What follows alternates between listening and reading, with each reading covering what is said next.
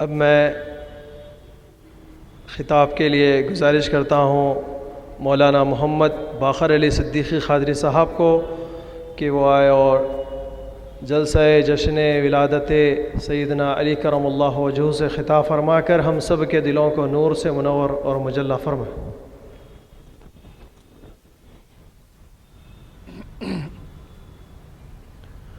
السلام علیکم ورحمۃ اللہ وبرکاتہ۔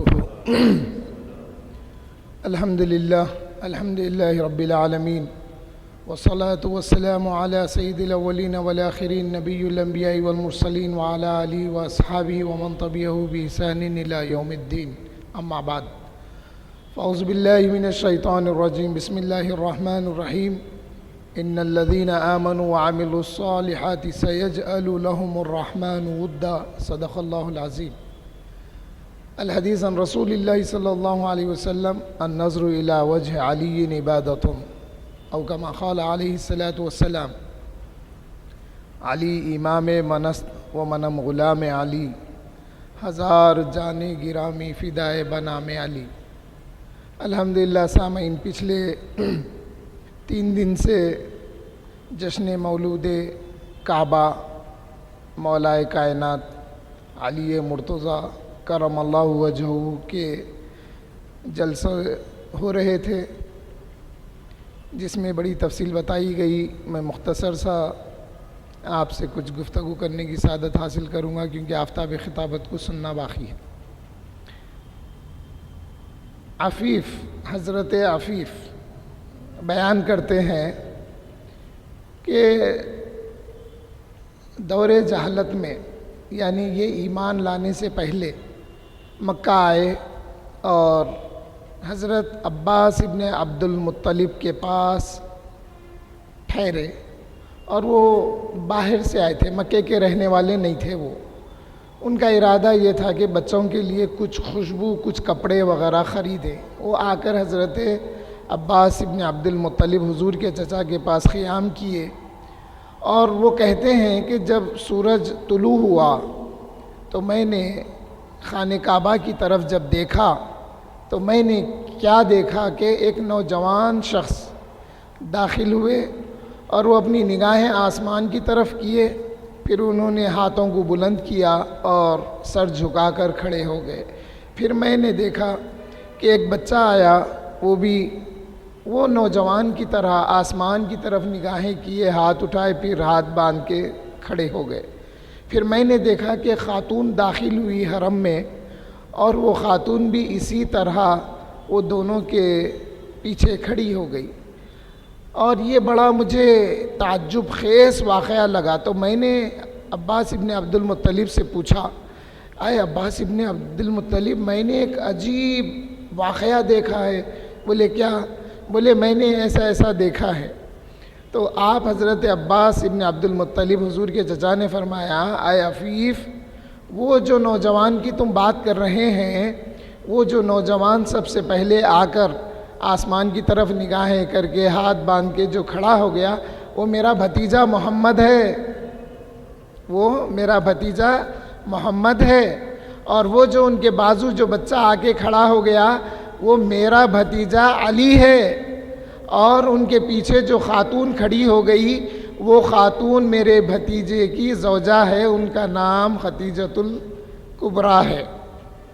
یہ کہنے کے بعد حضرت عباس ابن عبد المطلب اس عفیف سے کہتے ہیں، اے عفیف، میرا بھتیجے کا کہنا ہے کہ اس کا ایک الہ ہے جو آسمانوں میں ہے، اس کا الہ واحد ہے، اور اس نے میرے بھتیجے کو نبوت عطا کی ہے۔ اور اے عفیف، جان لو، روئے زمین پر سوائے یہ تینوں کے اس اللہ کی عبادت کرنے والا کوئی اور نہیں ہے۔ اس لیے مولا علی فرماتے ہیں، میں نے اس وقت نماز پڑھی جب میری عمر 7 سال کی تھی۔ اور مولا علی کی فضیلت میں یہ بھی ہے کہ جب حضور صلی اللہ علیہ وسلم نے اعلان نبوت فرمایا، وہ پیر کا دن تھا، اور مولا علی نے منگل کے دن اقرار ایمان کیا، یہ بھی بات ثابت ہے۔ حاضرین محترم، ایک واقعہ بتا کے اپنی بات کو پوری کر لیتا ہوں۔ اس سے پہلے کہ اس حدیث کی طرف بڑی اچھی تعویل ہے اور تشریح ہے بتاتے ہوئے اپنی بات کو پوری کر لیتا ہوں. مولا علی کے چہرے کو دیکھنا عبادت ہے، یہ حدیث سے ثابت ہے، بالکل ہم مانتے ہیں. اب علی کا چہرہ دیکھنا عبادت ہے تو پھر نبی کے چہرے کو دیکھنے سے کیا ملتا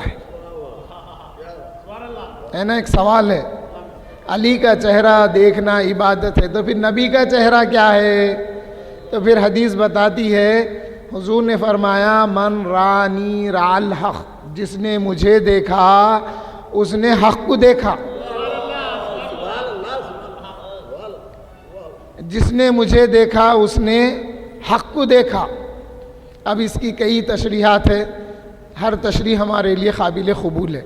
جس نے نبی کو دیکھا اس نے حقیقت میں نبی کو دیکھا، چاہے وہ دن کے اجالے میں اپنی کھلی آنکھوں سے دیکھے یا عالم رؤیا میں بند آنکھوں سے بھی اگر نبی کو دیکھا تو اس نے نبی ہی کو دیکھا. حاضرین محترم، اگر علی کو دیکھنا عبادت اور نبی کو دیکھنا حق کو دیکھنا ہے تو یا اللہ آج کے دور میں ہمارے لیے کیا ہے؟ ہمارے لیے بھی کچھ صدقہ ہونا، ان ایسے دیدار کا کچھ ہمیں بھی ملنا.